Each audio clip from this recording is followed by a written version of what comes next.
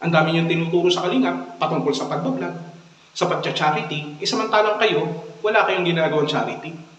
Ni wala nga kayong content eh. Kung ganun, maniniwala sana na kami sa inyo kung magkakaroon kayo ng sarili ninyong beneficiary at ituturo niyo sa Kalingap kung ano ang tamang pamamalakad. Kaso wala eh.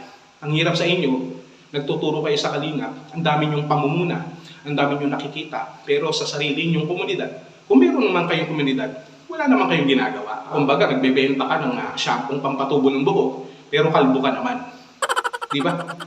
O, paano kayo paniniwalaan yan? Bago kayo pumuna ng iba, tignan nyo muna yung sarili ninyo. Bago kayo magturo, siguraduhin nyo na yung tinuturo nyo, yung gusto nyo gawin tama sa Kalingap, kayo mismo ang unang nakakagawa.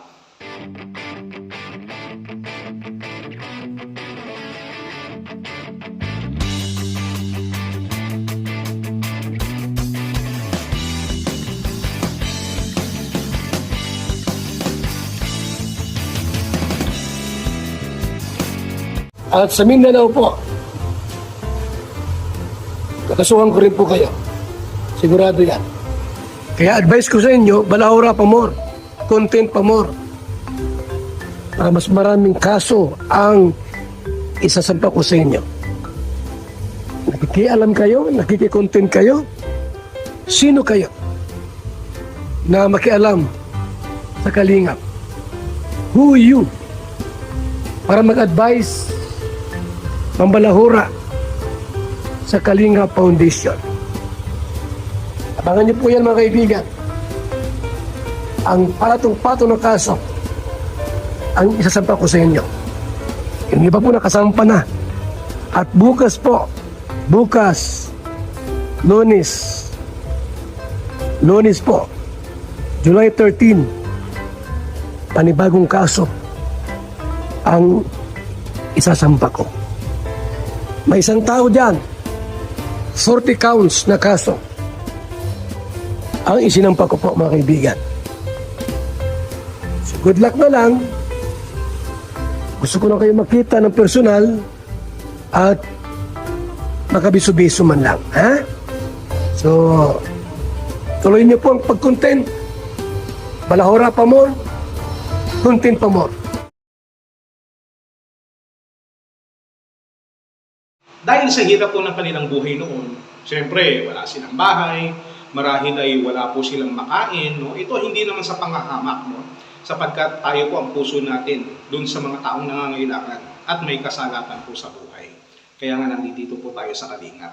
Dahil tayo po ay naniniwala sa kanila pong adhikain at advokasya na kalingapin po ang mga taong may pangangailangan. Tunay na pangangailangan. Pag sinabing tunay, hindi pagpapanggap. Pag sinabing tunay, ibig sabihin, mayroong pusong mababa. Kahit pa sila po ay nasa kababa-babaan ng lipunan. Hindi yung baba ni Kanoli. Naintindihan niyo ba? Panggagamit ang tawag dyan.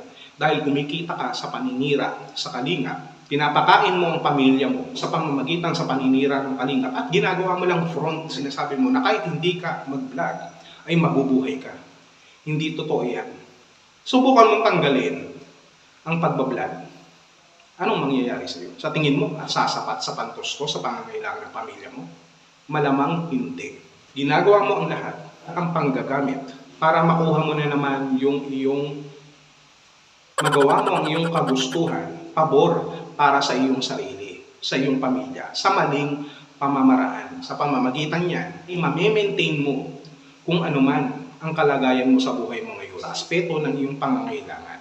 Kasi nga, takot ka na bumalik sa dati. Takot ka na mawalan ng trabaho. Takot ka na walang makain.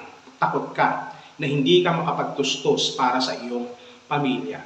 Kaya ginagawa mo ang lahat, nagpapakasama ka, kinakain mo lahat ng mga maduduming bagay para lamang magkaroon ka ng sustento sa iyong sarili, sa iyong pamilya. Yun. Kaya nga, hindi ka makamove on di ba? Sa Kalingap Ang dami niyong tinuturo sa Kalingap. Samantalang wala naman kayong magawa. Ang dami niyong tinuturo sa Kalingap patungkol sa pagbablog, sa pagcha-charity, samantalang kayo, wala kayong ginagawang charity. Ni wala nga kayong content Kung ganun, maniniwala sana na kami sa inyo kung magkakaroon kayo ng sarili niyong beneficiary at ituturo niyo sa Kalingap kung ano ang tamang pamamalakad Kaso wala eh. Ang hirap sa inyo, nagtuturo kayo sa Kalingap, ang dami nyong pamumuna, ang dami nyong nakikita, pero sa sarili nyong komunidad, kung meron naman kayong komunidad, wala naman kayong ginagawa. Kumbaga, nagbebenta ka ng shampoo pampatubo ng buhok, pero kalbo ka naman. Di ba? O, paano kayo paniniwalaan yan? Bago kayo pumuna ng iba, tignan nyo muna yung sarili ninyo. Bago kayo magturo, siguraduhin nyo na yung tinuturo nyo, yung gusto nyong gawin tama sa Kalingap, kayo mismo ang unang nakakagawa. Pero hindi nyo nga magagawa yan kasi nga, lahat kayo mga ekis ang ginagawa. At pinaninindigan nyo yung mga ekis na yan para makinabang sa maling pamamaraan. Dahil sa takot ninyo na bumalik kayo sa nakaraan. Sa takot ninyo na wala kayong makain, walang maipantustos. Yan ang tunay dyan. Aminin mo man sa hindi. Kawawa ka naman din alam. Ang dami mong sinasabi, ang dami mong napapaniwala, kawawa din naman sila. Magbago ka na. Wala kang mapapala. Wala. At yung mga ginagawa mo ngayon, may katapusan din yan.